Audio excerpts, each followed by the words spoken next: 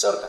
Nah sekarang saya mau katakan, menurut ayat itu akan ada banyak pendeta, majelis, aktivis gereja yang masuk neraka bukan karena membunuh, bukan karena berzina, bukan karena mencuri atau merampok, tapi karena pelit. Catat itu baik-baik. Coba kita balik ayat itu. Kalau uang yang kita punya tidak dipakai untuk menginjil, untuk menjalin persahabatan, maka satu hari uang itu nggak bisa nolong kita lagi, berarti kita mati. Apa lawan katanya kemah abadi? Ya sudah, neraka. Karena kita salah menggunakan uang itu. Saudara, ayo kita hidup dalam kebenaran.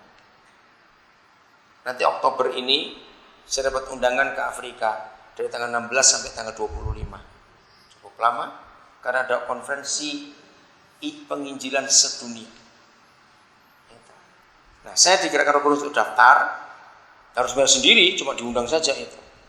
Nah, Roh Kudus gerakan saya, kalau saya dapat kesempatan, saya bilang pada panitianya, panitia sampai kaget.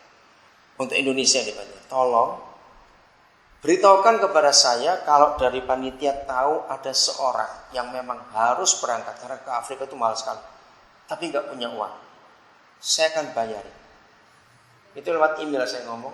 Akhirnya panitia telepon saya. Wah, kalau ada penginjil-penginjil kayak bapak gini, yang banyak, bisa berangkat banyak ini orang-orang itu. Tapi saya bilang, tapi uang saja belum ada, saya belum tahu nanti bayar pakai apa. Kan aneh bukan? Tapi saya percaya itu pasti ada. Nah, maka itu setan itu nggak berani ganggu saya, karena mereka pusing lihat saya hidup dengan cara seperti itu. Lo bener. Oh saudara, hidup itu indah sekali. Kalau kita mau berjalan bersama dengan Tuhan, katakan amin. Karena cuma ada satu di antara dua. Kalau kita tidak bisa menaklukkan uang, kita pasti ditaklukkan oleh uang. Ingat itu baik-baik. Saya ulangi lagi. Kalau kita tidak bisa menaklukkan uang, maka uang akan menaklukkan kita. Betul tidak? Dan betapa celakanya kita kalau uang itu menaklukkan.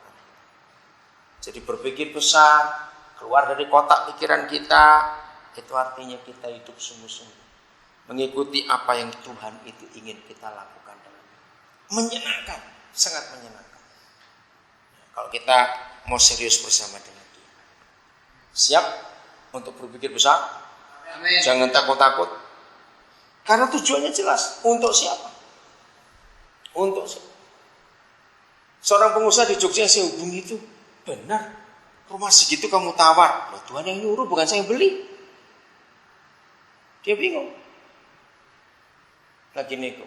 Wah, senang sekali 12 kamar. Bahkan ada 4 kamar itu bisa dibagi 2 lagi. Kurang besar.